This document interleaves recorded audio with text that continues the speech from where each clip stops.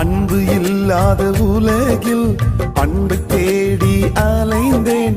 அன்பு இல்லாத மனிதரின் அன்பை தேடி வந்தார் இயேசு, அன்பை தேடி வந்தார்.